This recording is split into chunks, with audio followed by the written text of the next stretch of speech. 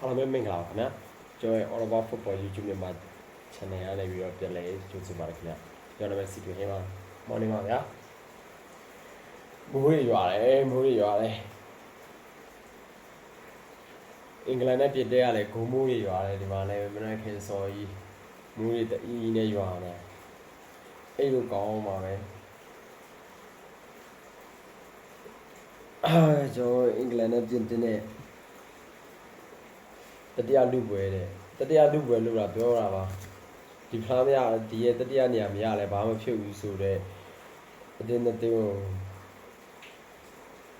ခွင်းနဲ့ထည့်ပြီးတော့ကန်ခိုင်းတာဆိုတော့ပဲအင်္ဂလန်ကလည်းဘယ်လီကန်တို့အရင်မှာထားတယ်ဟာရီကိန်းတို့အရင်မှာထားပြီးတော့သူတို့တွေအဓိကကစားသမားတို့များကိုအင်္ဂလန်ကအရင်မှာထားတယ်ရမှာထားပြီးတော့ပြင်သစ်နဲ့ကန်တယ်ပို့ဘာကန်ကြတယ်အဲ့အချိန်မှာအင်္ဂလန်ကပထမပိုင်းမှာပေါ်စီနဲ့နိုင်ယူထားရပါဗျာပြင်သစ်နေတဲ့ဒုတိယပိုင်းရောက်တဲ့ချိန်ကြလို့ရှိရင်အမပီတို့ရဲ့ twin goal တွေရော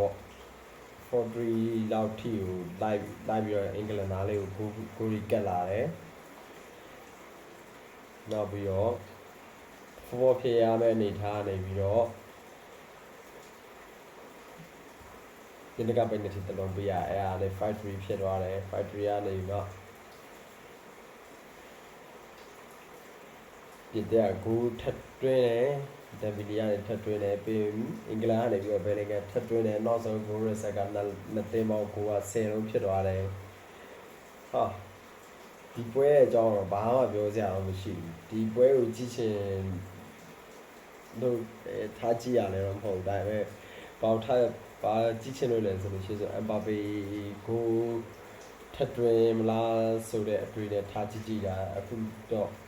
အမ်ဘာပေကတော့နှလုံးတွင်းနဲ့တစ်လုံးအစစ်လုပ်တယ်အမ်ဘာပေကတော့ဆိုမက်ဆီထက်ကိုကနှလုံးတာနေပြီကျွန်တော်ရဲ့မက်ဆီကစပိန်နဲ့ပွဲမှာနှလုံးလောက်တော့ပြန်တွင်းမှရမှာပေါ့ဗျာနှလုံးလောက်ပြန်တွင်းရမယ်ဆိုလို့ရှိရင်စပိန်လိုအတင်းမျိုးကိုနှလုံးလောက်တွင်းဖို့က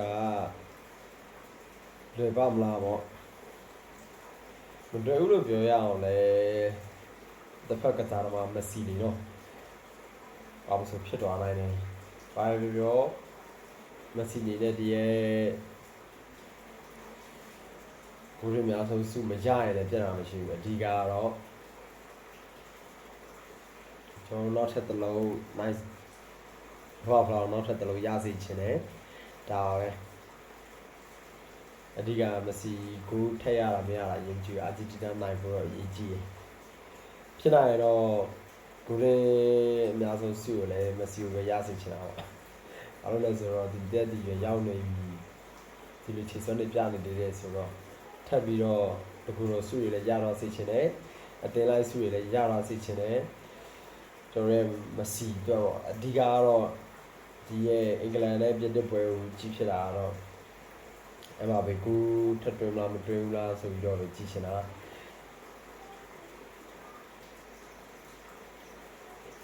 ပေမဲ့တတိယလူပွဲကိုဒီရဲ့ပြည်သက်နဲ့အင်္ဂလန်နဲ့ပေါ်ပါပဲ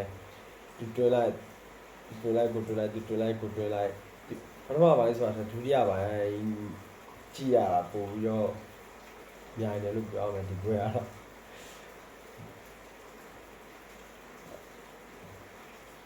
ထူးထူးတော့အများကြီးပြောစရာတော့မရှိတော့ဒီပွဲကတတရားလူပွဲဆိုတော့အများကြီးလည်းရင်ခုန်စရာမလိုဘူးဘူးမှလည်းတတရားလူပွဲဆိုဆီမီဖိုင်နယ်ကနေပြုတ်လာပြီတတရားလူပွဲဆိုလို့ရှိရင်ဆိုတိတ်ပြီးရင်ခုန်စရာမလိုဘူးဘာလို့လဲဆိုလို့ရှိရင်ကျွန်တော်တို့လောကကြီးမှာဖြစ်တည်နေတဲ့ဖြစ်လေဖြစ်ထားရှိနေတဲ့တဘာဝတရားကြောက်လာတော့မသိဘူးကျွန်တော်တို့တတိယနေရာပြောနေတယ်ဒုတိယနေရာတော့လူတွေကစိတ်ဝင်စားကြအောင်လူတိုင်းစိတ်ဝင်စားကြတာပထမရခဲ့တဲ့နေရာပူဆွဲခဲ့တဲ့အတင်းလေး ဒီလူတွေပဲလူတွေကမမိကြဒုတိယဆိုတဲ့လူတော့မှတိတ်မမိရမဟုတ်တတိယဆိုတဲ့နေရာပုံပြီးဝေးပေါ့ဗျာဝေးတာနီးတာပဲ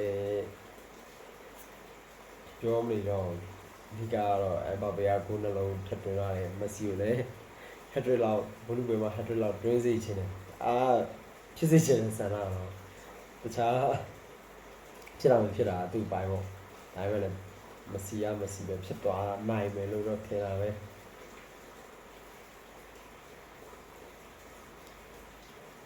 ဒီကိုကအင်္ဂလန်နဲ့ပြင်သစ်ပွဲကိုစောစီးထားပြီးတော့ကြီးတင်တယ်အဲ့လိုလဲဆိုလို့ရှိရင်ပြောစရာကောင်းတယ်ဗျာဟာတွင်းသွားပြီဟာဒီကောင်ကပြန်တွင်းသွားပြန်ပြီပြန်လန်တွင်းနေရစီလိုတော့မြိုင်တယ်တတိယလူပွဲဆိုရင်ပဲကိုယ်ထဲမှာလည်းဗီတရားမှာရှုံးလို့တောင်းရမျိုးမရှိဘူးပို့ပါပဲရှုံးလဲပို့ပါပဲကန်တယ်နိုင်လဲပို့ပါပဲကန်တယ်ဒါပေမဲ့ပြင်သစ်ရဲ့တိုက်စစ်ရောအင်္ဂလန်ရဲ့တိုက်စစ်ရောကောင်းကြပါလေဗျာဘာမှပြောစရာမရှိဘူးဒီပွဲကဒုတိယပိုင်းပထမပိုင်းဆိုတော့ဒုတိယပိုင်းကကြီးလို့ကောင်းတယ်ကိုမိုးတွေရွာတယ်လက်တေးပေါင်းကိုက10လုံးဖြစ်တယ်ဒီလိုစီမီဟာနေပြုတ်လာတဲ့ဘလူးပွဲတက်ခွင့်များတဲ့အတင်းလက်တေးရဲ့ပောက်ကွယ်အားတွေကတော့ကောင်းတယ်ဗျာဒီတွဲလိုက်ကိုတွဲလိုက်ပါပဲဘာပဲပြောညာ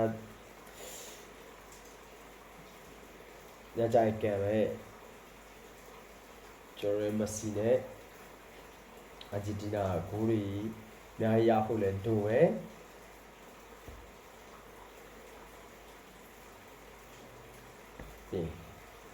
ကဘာပါမက်ဆီ